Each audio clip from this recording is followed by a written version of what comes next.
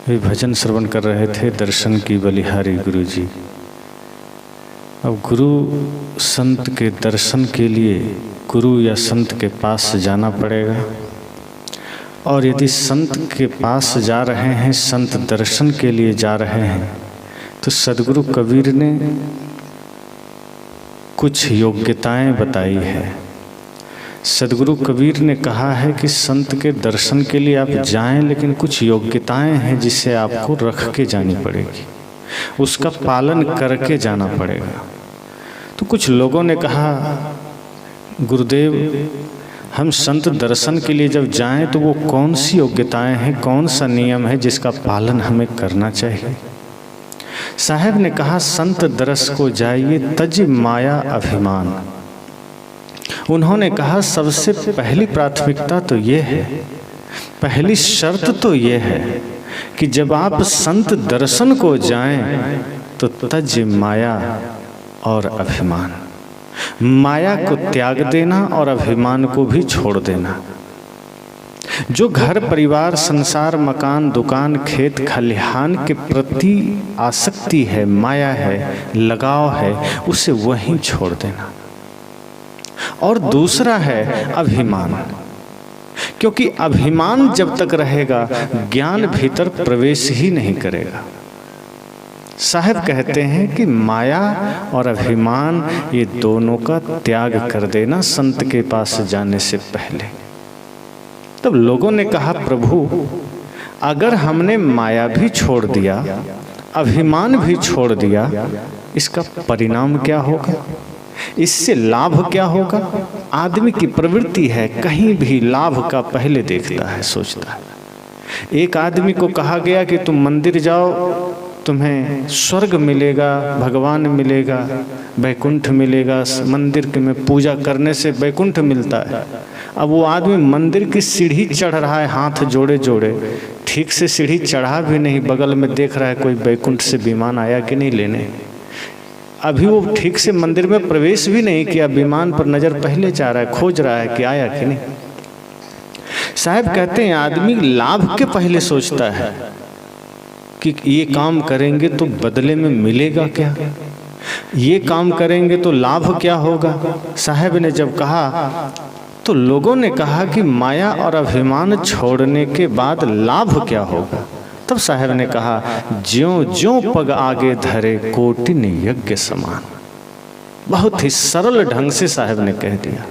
सदगुरु कबीर की ये बड़ी महानता है कि बड़े से बड़े साधन, बड़े से बड़े साधना के सूत्र, बड़े से बड़े ज्ञान वो सहज ही कह देते हैं, जिसके लिए अन्य विद्वानों को शास्त्रों का सहारा लेना पड़ता है, शब्दों का बहुत ज्यादा सहारा लेना पड़ता है और व्यक्ति उलझ जाता है। जिन शास्त्रों को विद्वान हमारे बीच रखते हैं, हम पढ़ करके सुन करके और ज़्यादा उलझ जाते हैं। सदगुरु कबीर वो ज्ञान की बात, वो साधना की बात, वो ध्यान की बात सरल शब्दों में कह देते हैं। वे कहते हैं जैसे जैसे पग आगे धरोगे करोड़ों यज्ञ के समान हो सकता है, लेकिन वही शर्त वही है कि माया और अभिमान छोड़ना पड़ेगा। सिर्फ जौ तेल घी डाल करके ही यज्ञ नहीं होता। सदगुरु ने कहा यज्ञ की वेदी बनाई जाती है, हवन कुंड बनाया जाता है, और पंडित पुरोहित हमसे यज्ञ करवाते हैं, हमारा यज्ञ करते हैं, हम यजमान बनते हैं। उसमें दुनिया भर की सामग्री डाली जाती है, जौ तेल घी आदि तमाम तरह की लकड़ियाँ और बहुत सारी चीज़ें सब डाली जाती है। साहब ने कहा इतना तामझाम करने की ज़रूरत ही नहीं, माया को छोड़ दो, अभिमान को छोड़ दो, करोड़ों यज्ञ हो जाएगा। जो व्यक्ति माया से रहित है, जो व्यक्ति अहंकार से रहित है, उसका उठता हुआ एक एक कदम यज्ञ के समान है, और आप जितना कदम उठा रहे हैं वो सब यज्ञ ही हो रहा है। और यदि मन ही अहंकार से युक्त है, माया से युक्त है, तो आप यज्ञ की वेदी पर बैठ करके भी यज्ञ से दूर हैं, तीर्थ जा करके भी तीर्थ से दूर हैं। सदगुरु कबीर ने कहा जीवन में सबसे सरल उपाय है यज्ञ करना। और वो यज्ञ ज्ञान यज्ञ है, जिसे कृष्ण भी कहते हैं अर्जुन से कि अर्जुन द्रव्य यज्ञ से बहुत ज़्यादा श्रेष्ठ ज्ञान यज्ञ है। पंडित पुरोहित अगर आपको यज्ञ करने कहें या आपसे यज्ञ करने की बात करें, आप ज्ञान यज्ञ जो सदगुरु कबीर और भगवान कृष्ण भी कहते हैं श्रेष्ठ है, उस पर विचार करिए। ज्ञान यज्ञ का मतलब हुआ, जैसे ये एक सत्संग स्थल है, सत्संग चल रहा है, मान लीजिए यही ज्ञान स्थल हवन कुंड है और यहाँ संत गुरुजन पुरोहित हैं और आप यजमान हैं। उसमें जौ तेल घी डालना होता है और इस ज्ञान कुंड में अपने अपने बुराई, अपने अपने विकार की आहुति देनी होती है। जब हम अपने मनोविकारों की आहुति इस ज्ञान कुंड में देते हैं, हमारा यज्ञ सफल होता है, मन शांत होता है, निर्मल होता है, पवित्र होता है। और जब मन निर्मल हो गया, मन पवित्र हो गया, तो साहब की वो वाणी जो बार बार आप स्मरण करते हैं, यह मन तो शीतल भया जैसे गंगा नीर, पीछे पीछे हरि फिरे कहत कबीर कबीर। सदगुरु कबीर किसी भी बात को हमारे जीवन में बड़ा सरल कर देते हैं। एक आदमी है जो भगवान के पीछे भागता है और भागता ही रहता है जीवन भर। सदगुरु कबीर कहते, क्यों भाग रहे हो? ईश्वर परमात्मा के पीछे भागने की जरूरत क्या है? राम कृष्ण के पीछे भागने की आवश्यकता क्या है? लोगों ने कहा हम उन्हें पाना चाहते हैं। साहब ने कहा मन को शीतल कर लो, मन को निर्मल कर लो। जब मन शीतल होगा तो तुम्हें भगवान के पीछे नहीं भागना पड़ेगा, पीछे पीछे हरि फिरे कहत कबीर कबीर। फिर तो हरि ही तुम्हारे पीछे फिरेंगे, फिर तो भगवान ही तुम्हारे पीछे फिरेंगे, फिर तो परमात्मा ही तुम्हारे पीछे चलेंगे। अर्थात जीवन में वो योग्यता आ जाएगी, उस सौम्यता आ जाएगी, वो ज्ञान की गहराई आ जाएगी कि फिर परमात्मा होने का ही आभास होगा, भीतर भगवत्ता की जागृति हो जाएगी। इसलिए साहब संत कहते हैं, सदगुरु कहते हैं कि अभिमान और माया ये दो हमारे जीवन में बड़े बाधक हैं। जब हम इसका त्याग कर देते हैं तो हमारा हर उठता हुआ कदम यज्ञ के समान होता है। और भी साहब ने कहा जहाँ जहाँ डोलो सो परिक्रमा, जो कुछ करो सो पूजा। वहाँ भी सदगुरु कबीर का यही भाव है कि आप काशी, प्रयाग, द्वारिका, पुरी, गंगा सागर या बद्रीनाथ, केदारनाथ, गंगोत्री, यमुनोत्री जाएं, ये सोचकर कि हम तीर्थ दर्शन को जा रहे हैं। अगर मनोविकार से आप भरे हैं, ईर्ष्या, द्वेष, नफरत से भरे हैं, अगर आपको अपने पड़ोसी से नफरत हो रही है, अगर आपको अपने ही आसपास के लोगों से घृणा हो रही है, अगर आपको अपने ही घर में किसी से ईर्ष्या हो रही है, और आप चाहे केदार चले जाएं, चाहे कन्याकुमारी, रामेश्वरम चले जाएं, चाहे सोमनाथ चले जाएं, कहीं भी अगर आप चले गए और आपके मन से ईर्ष्या नहीं मिटी है, आपके मन से घृणा नहीं मिटी है, नफरत नहीं मिटी है, तो यात्रा फिजूल है, व्यर्थ है। तो लोगों ने कहा फिर हम तीर्थ कैसे करें? साहब ने कहा पवित्र मन से उठा हुआ हर कदम तीर्थ ही है। अगर आपका मन निर्मल हो गया तो आपको काशी जाने की जरूरत नहीं पड़ेगी। आप हल बैल लेकर खेत में जाएंगे, वो भी आपका तीर्थ ही होगा। फिर आपको मंदिर के प्रांगण में जाकर के भगवान की उपासना करने की जरूरत नहीं है। अपने घर के आंगन में उसी पवित्र भाव से आप झाड़ू लगाएंगे, वो पूजा ही है। फिर आप बाजार भी जा रहे हैं, वो तीर्थ ही है। साहब ने तीर्थ को भी सरल कर दिया, यज्ञ को भी सरल कर दिया और पूजा को भी सरल कर दिया। उन्होंने कहा पूजा के लिए बेलपत्र की आवश्यकता नहीं होगी। लोगों ने कहा क्यों नहीं होगी? हम तो सुनते हैं, पंडित जी बताते हैं, बिना बेलपत्र, बिना मेवा मिष्ठान, बिना अगरबत्ती, बिना धूप, बिना दिया, बिना घी के पूजा होता ही नहीं। साहब ने कहा ये बाहरी पूजा है, ये क्षणिक पूजा है, क्षण भर के लिए इसमें मन शांत होता है। लेकिन अगर सदा के लिए मन की शांति चाहते हो, सदा के लिए मन में परमानंद चाहते हो, तो ये जौ तेल घी छोड़ना पड़ेगा, ये मेवे मिष्ठान छोड़ना पड़ेगा, धूप दीप अगरबत्ती छोड़नी पड़ेगी, ये बेलपत्र छोड़ना पड़ेगा। तो लोगों ने कहा फिर क्या करना पड़ेगा? कहा जहाँ जहाँ डोलों सो परिक्रमा, जो कुछ करो से पूजा। कहा फिर आपको अपने कर्म को ही पूजा बनाना होगा। आप घर में माता पिता की सेवा करें, इस भाव से करें कि माता पिता में ही परमात्मा का निवास है, वही पूजा हो जाएगा। आप किसी भूखे को भोजन दें, ये सोच कर दें कि हमारे द्वार पर कोई परमात्मा ही खड़ा है, वही पूजा है। हम भगवान के मंदिर में तो इस भाव से भोजन पहुंचा देते हैं कि हम भगवान को दे रहे हैं, और द्वार पर आए कोई याचक, कोई भिखारी को जब हम 1 रुपया भी देते हैं तो मन में अहंकार होता है कि हम इसको दान दे रहे हैं। साहब ने कहा बस यही भाव बदल देना है।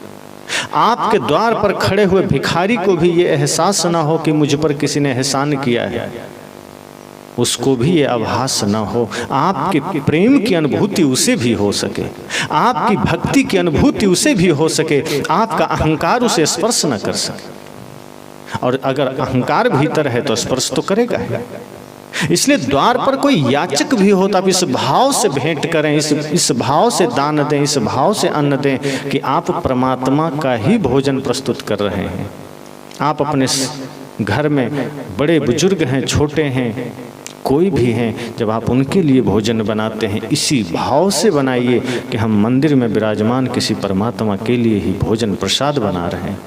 जिस दिन इस भाव से आप बनाने लगे, साहब कहते हैं फिर वही पूजा हो गया। फिर आपको अलग से कहीं बैठकर अगरबत्ती घुमानी नहीं पड़ेगी, फिर आपको कहीं अलग से बैठ कर के ओम जय जगदीश हरे करना नहीं पड़ेगा, फिर आपको कहीं अलग से बैठकर तमेव माता च पिता नहीं कहना पड़ेगा।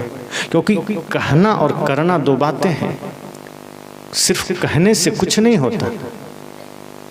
अभी आपको भूख लग जाए और पूज्य श्री साहब जी कहे सबको बढ़िया बढ़िया भोजन मिलेगा, आप लोग धैर्य बना के रखिए।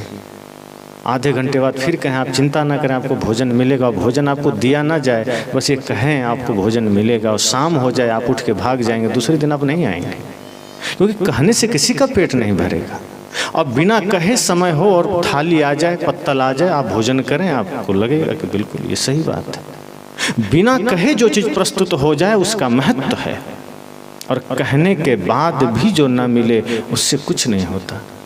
साहब ने कहा प्रार्थनाएं हम सिर्फ मुख से कहते हैं, उसका असर हमारे जीवन में नहीं होता।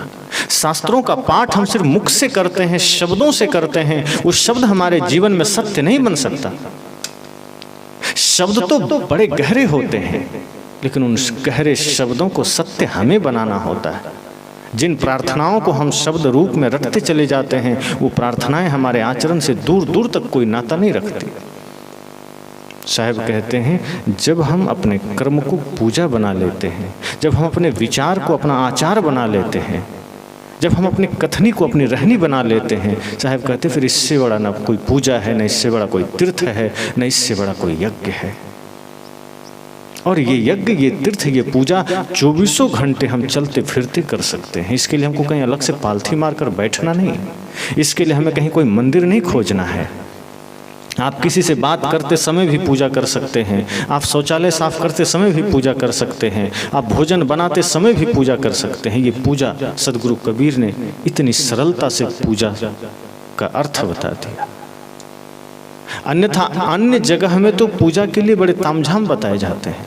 सदगुरु कबीर की यही तो महानता है, वो हर एक चीज को जीवन के साथ रख कर देखते हैं, वो जीवन से बाहर कुछ भी नहीं देखते। वे कहते हैं दुनिया की सारी चीजें अगर आपके जीवन से जुड़ी नहीं है, आपके अंतर मन से नहीं जुड़ी है, वो सिर्फ बाह्य क्रियाकलाप से ही संबंध रखती है, फिर मतलब क्या है? जिन चीजों का संबंध सिर्फ बुद्धि से हो, जिन चीजों का संबंध सिर्फ आपके वाणी से हो, साहब कहते हैं जिसका संबंध सिर्फ बाहर बाहर है, फिर वो चीजें आपके लिए किसी काम की नहीं है। शास्त्र का कोई भी ज्ञान जब तक अंतर मन तक न पहुंच सके, समझना वो शास्त्र भी झूठा है। ज्ञान जब तक शब्दों में होता है, ज्ञान जब तक शास्त्रों में होता है, ज्ञान जब तक किताबों में है, तब तक वो भी शब्द ही तो है। उसका क्या प्रयोजन है हमारे जीवन में? मान लीजिए हम गीता पाठ कर लिए, एक तरफ से 7वां अध्याय हमने पढ़ लिया, अब मुख से तो हमने हर मंत्र को पढ़ लिया, हर श्लोक को पढ़ लिया, मुख से पढ़ा, दूसरे किसी ने कान से सुना, हमने खुद पढ़ा, हमने सुना, लेकिन वो मंत्रों का रहस्य, वो मंत्रों का अर्थ अगर हमारे ही आचरण में ना उतरा तो मंत्र तो मात्र शब्द हैं, उससे क्या हो जाएगा। आपको प्यास लगे और हम कागज में पानी लिखकर सबको बांट दें कि पुरजा, प्यास बुझेगी? कागज में अगर हम पानी लिख दें तो किसी की प्यास नहीं बुझेगी, क्योंकि वो कागज में लिखा हुआ शब्द मात्र शब्द है, वो सत्य नहीं है। लेकिन उसी कागज में लिखने के बजाय हम गिलास में जल लेकर सबको पिला दें, आप तृप्त हो जाएंगे, क्योंकि वो सत्य है। शास्त्र ना पढ़ पाए कोई बात नहीं, लेकिन शास्त्र के भाव को हम अपना भाव बना लें, शास्त्रों के अर्थ को हम अपना जीवन का अर्थ बना लें, तो वो शास्त्र भी सत्य हो सकता है। वरना पढ़ना लिखना तो बहुत होता है, हम कोई गीता पाठ करता है, हम बीजक पाठ करते हैं, कोई धम्पद का पाठ करता है, कोई रामायण का पाठ करता है। पाठ तो पाठ है, मुख से बोल दिया गया, लेकिन उसका संबंध अगर हमारे जीवनचर्या में ना हो सका, हमारे विचार में ना हो सका, हमारे जीवन शैली में ना हो सका, तो पाठ उतना ही फिजूल है जितना आप अन्य किसी शब्द को पढ़ते हैं। इसलिए साहब ने कहा कि पूजा करनी है तो पूजा का ये सरलतम तरीका है कि आप अपने कर्म को पूजा बना लीजिए। आप ये सोचिए कि जीवन तो एक दिन मिट्टी में मिल जाना है, बल्कि शरीर मिट्टी में मिल जाना है, और ये शरीर जब मिट्टी में मिल ही जाना है तो शरीर में श्वास रहते अगर हम इस हाथ से सेवा कर लें, इन हाथों से हम दान कर लें, इन हाथों से हम समाज में लाचार, असहाय, दीन दुखी की सहायता कर लें, तो ये जीवन सार्थक हो जाएगा, ये शरीर सार्थक हो जाएगा। आज आदमी सोचता है इन हाथों से हम दूसरे की सेवा ना करें, जितना अधिक से अधिक हो अपने लिए कुछ बटोर लें। जो हाथ पहले कभी किसी की सेवा सहायता में उठा करते थे, अब अधिकांश आप देखेंगे भारत में, हम दुनिया की बात क्या करें, अपने ही देश की बात करें, जिस देश में पहले कभी ये हाथ लोगों की सेवा सहायता सुरक्षा के लिए उठा करते थे, आज इसी देश में ये हाथ किसी के गर्दन काटने के लिए उठते हैं, किसी के मानभंग के लिए उठते हैं, किसी को दरिद्र बनाने के लिए उठते हैं, किसी को परेशान करने के लिए उठते हैं। देश वही है, मिट्टी वही है, संस्कृति वही है, क्या बदला? लोग कहते हैं जमाना बदल गया, लोग कहते हैं अब तो कलयुग आ गया है, जमाना बदल गया। सोचिए जमाना क्या बदला है? क्या सूरज अब पूरब में उगना छोड़ दिया है? पहले भी पूरब में उगता था, अभी पूरब में उगता है। क्या नीम अब मीठा हो गया है? पहले भी कड़वा था, अभी कड़वा है। क्या मिर्च अब मीठा हो गया है? पहले भी तीखा था, अभी तीखा है। मिट्टी ने अपना स्वभाव छोड़ दिया, पानी ने अपना स्वभाव छोड़ दिया, वायु ने अपना स्वभाव छोड़ दिया। संपूर्ण प्रकृति को आप निहारिए, प्रकृति में कुछ भी नहीं बदला है, पूरा जगत जैसा का तैसा है। चांद वही, तारे वही, सूरज वही, मिट्टी वही, पानी वही, आग हवा वही, सब कुछ वही है, कुछ भी तो नहीं बदला। सिर्फ आदमी का मन बदला है, आदमी का जीने का ढंग बदला है।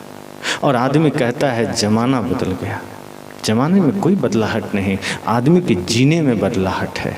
आज आदमी अपना जीवन शैली बदल ले तो आज सतयुग है।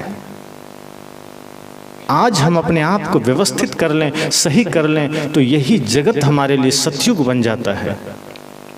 हम अपने जीवन को सुंदर बना लेते हैं, मन को पवित्र बना लेते हैं, हमारा घर ही हमारे लिए मंदिर बन जाता है।